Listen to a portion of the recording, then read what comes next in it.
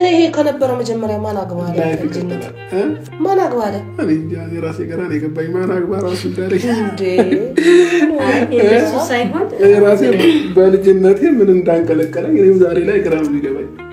ተቀልዳላ እኔ እንዴ አንቺ ነው አሁን አይታዩ ብቻ ግን ምንድነው ታዩ ብቻ ያሟል እንዴ ልጅ ወልዶ ምን ብሎ ብቻዬ ሰላም አለኝ ቅብጥር ሲገብቼ እወጣለሁ ምናምን የሚባል አማርኛ አለ። ልጅ የሚምጣና እኔና እሱ አንድ ላይ ሆነን እየተፍታታን ኑሯችንን እንኖራለን። እውነት እናትን ትቶ ልጅን ይምጣ ተው እንጂ አታርቼ ነው አኖረው እኔን ቁጭ ነው ደግሞ የሚመስለው እሱን እያየሁኝ እንኖራለን። ለምን መሰለሽ አንዳንዴ ምን አለ ያው ይሄ ቅድም ማን አግባለ ስላልሽኝ ነው የሰው ልጅ አንዳንዴ ወደ የትኛውም ነገር ውስጥ አይገባም እና የኔ ፍላጎትም ፕላንም አልነበረም ወደዚህ ነገር ውስጥ እንገባ ማለት ነው። ግን ደግሞ አንዳንድ ጊዜ ያመጣብሽን ነገሮች አምነሽ መቀበል ግዴታሽ ይሆናል እና ይህ ምን መሰለሽ የልጅነት አእምሮ አለ አይደለ? ያ ጊዜ ደስ ይላል፣ ፍቅር አለ፣ ምን አለ ብዙ ነገር ውስጥ ተግባብተሽ ትኖሪያለሽ ምናምን እና ከጊዜ በኋላ ደግሞ ትንሽ ያደግሽ ስትመጪ ምናምን ብዙ ነገሮችን እያወቅሽ ትመጫለሽ። እኔ አሁን ላይ ብዙ ነገሮችን እየተረዳሁ ይመስለኛል። እየተረዳ ስለሆነ ትዳር መተውን መረጥክ? ኧረ እኔ አልተውኩም እኮ ያው አለመግባባት እየመጣ አንዳንዴ ትዳር ምን አለ መሰለሽ በትንሹ ለአንቺ ምክር ባልሰጥሽም ሲገባበት ቀላል ነው፣ ሲኖርበት ከባድ ነው እና ያ ቀን አይቀጥልም። የመጀመሪያ የነበሩት እንትኖች ፍቅር፣ የመጀመሪያ የነበረው ሰላም፣ የመጀመሪያው እንትን አይቀጥልም። ትዳርን ሳልፈልገው ነው የገባሁበት። ማይክል ጃክሰን ሰበር ዜና። ሰላም ጤና ይስጥልኝ ክብራንና ክብራን አድማጭ ተመልካቾቼ ያላችሁበት የዓለም ዳርቻ ሰላማችሁ ይብዛ። ላይክ፣ ሸር፣ ሰብስክራይብ በማድረግ ለሁሉም ይድረስ እላለሁ። ጉድና ጅረት ወደ ኋላ ነው እንደሚባለው አሁንም አብርሃም ታደሰ እየተናገረው ነገር አንዳንዴ ማርም ሲበዛ ይመራል በሚለው አብርሃም እንግዲህ እህቱ ኢንተርቪው ባደረገችው እኔ ትዳርን ፈልጌው አይደለም የገባሁት ትዳርን ግድ ወይም ድንገት እንደሚባለው ድንገተኛ እንግዳ እንደሚባለው በዛ ነው እንጂ የገባሁት እውነት ትዳርን አምኜበት አይደለም እያለ ነው አብርሃም። ታዲያ ከትናንትና ወዳ የልጅነት ነገር ብዙ ነገሮች ሸውደውት ትዳርን ወደ ትዳር እንዲገባ ሮጦ ሳይጨርስ የልጅነት እንትኑን ወደ ትዳር በመግባቱ አሁን ላይ አብርሃም ታደሰ በጣም እየጸጸተው እንደሆነ ነው እየተናገረ ያለው። ስለዚህ የልጅም አባት ሆኛለሁ፣ ግን ልጄን መጥቶ ቢያድግ እኔ ደስ ይለኛል፣ አብሮ እኔን ነው የሚመስለው። ግን ትዳር በጣም ከባድና ከገቡበት ደግሞ እስር ቤት እንደሆነ ነው እየተናገረ ያለው አብርሃም። ስለዚህ አብርሃም አሁንም ቢሆን ማንም ቢባል ሩታ የፈለገችው ነገር እኔ በሰዓቱ ጠይቂያታለሁ፣ ተመላልሻለሁ፣ ግን ምንም ሊሆን አልቻለም። እንዲሁም ብዙ ነገሮችን ስለተሰዳደብን ስለተነጋገርን ያ ነገር እንደገና ተመልሶ ይስተካከላል የሚል ምንም አይምሮ የለኝም ሲል አቶ ማይክል ጃክሰን ተናገረ።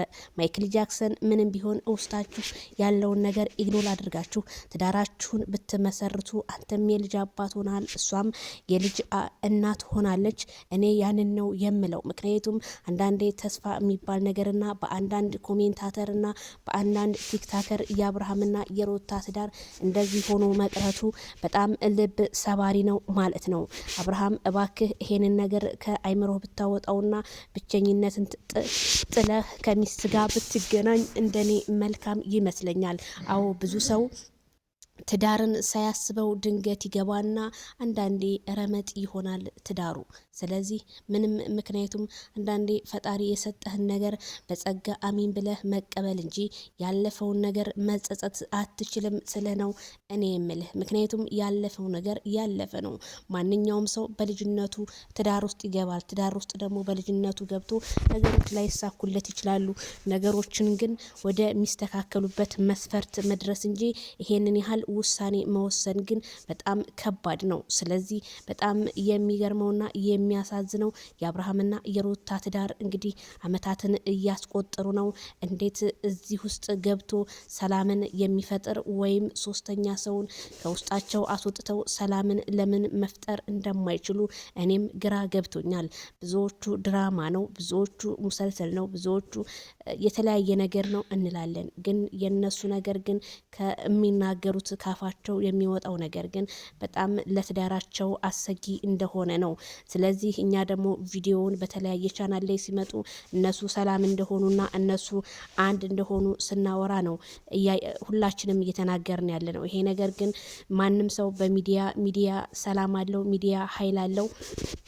ሁሉም ሰው በኮመንት ሁለቱንም አንድ ጋር እንዲሆኑ ብንፈጥር መልካም ነው። ምክንያቱም በመካከላቸው የተወለደ ህፃኑ ልጅ ስላለ እህትየዋም ቡዜም እንደጠየቀችው አዎ ቡዜም ትክክል ናት። እኔ አዳምኳትኝ። ትዳር ከባድ ነው። ትዳር ብገባበትም ግን ጠንካራ መሆን አለብህ። ከዚህ በኋላም ብዙ ነገሮች ይጠብቁሃል ስትለው ማይክል ጃክሰን ግን ከዚህ በኋላ ብዙ ነገር ተጠበቀኝ፣ ከአሁኑ ላሽ ማለት አለብኝ የሚል ነው እንግዲህ ግንባሩ ላይ የሚያሳየኝ እላቸዋለሁ። ታዲያ ቡዜ አሁንም ቢሆን አንቺ እህት ማለት እናት ነሽ።